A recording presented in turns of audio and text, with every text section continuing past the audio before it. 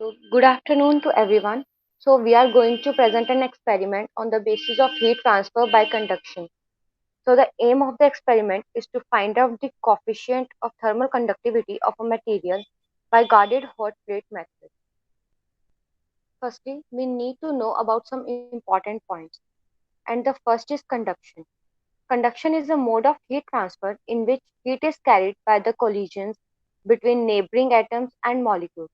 Conduction occurs more readily in solids and liquids because the particles in solids and liquids are close to each other as compared to gases. Now, thermal conductivity.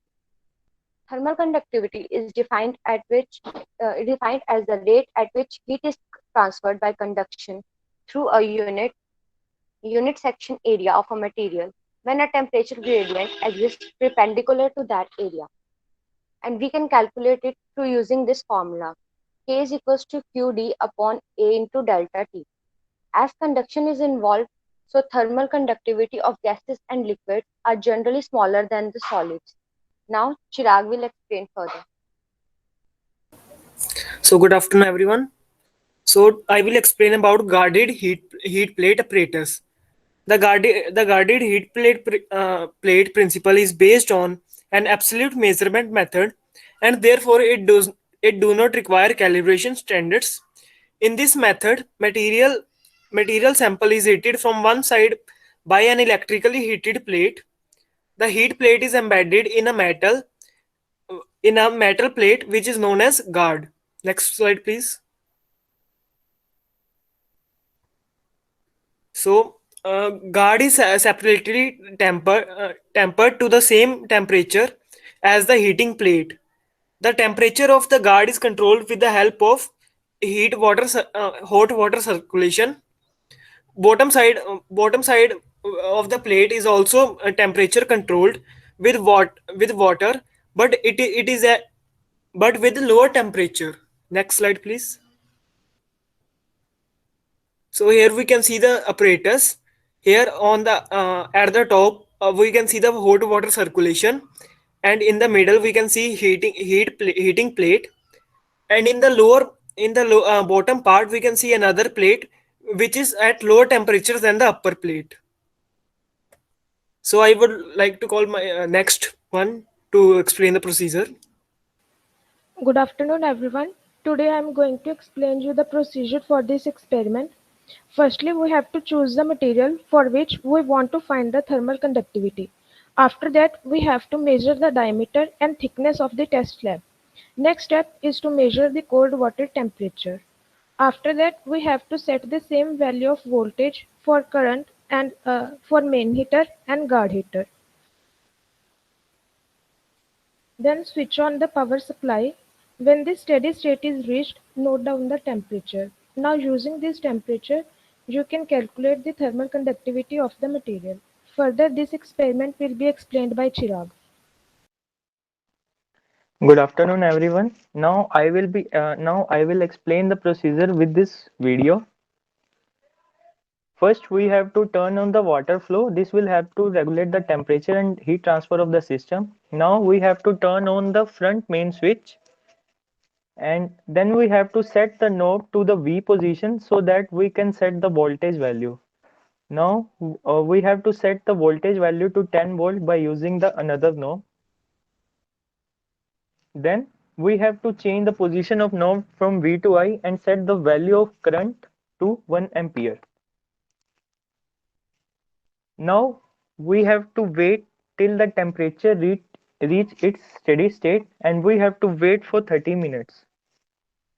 Now we have to measure the temperature values from T1 to T8 by this knob.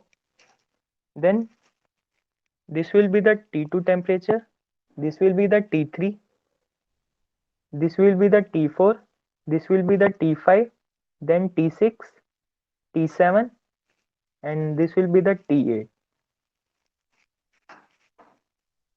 Now we have to return both the knobs to its original position and turn off the main switch.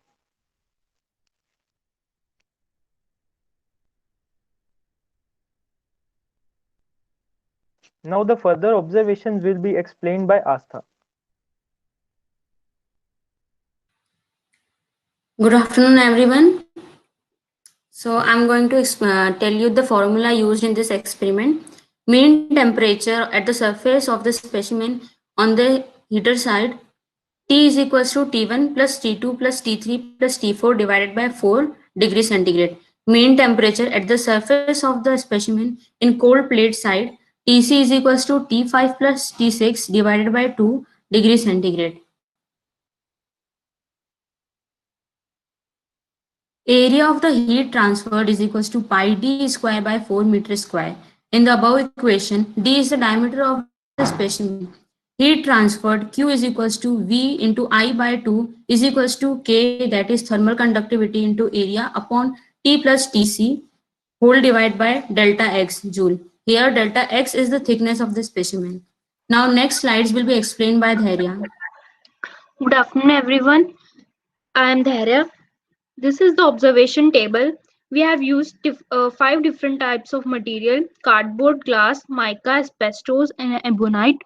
We have taken the readings of voltmeter, ammeter, diameter, and calculated the area of specimen, thickness, and we have taken the readings of temperature of main heater and cold plate. Next slide. Results are as shown. The thermal conductivity of cardboard is 0.0427 watt per meter Kelvin. Thermal conductivity of glass is 2.43 watt per meter Kelvin. Thermal conductivity of mica is 1.58 watt per meter Kelvin. Thermal conductivity of ebonite is 0.351 watt per meter Kelvin. Next slide. Thank you. Oh, sorry. Applications. There are many applications of heat transfer mode through conduction. They are used in heat exchangers.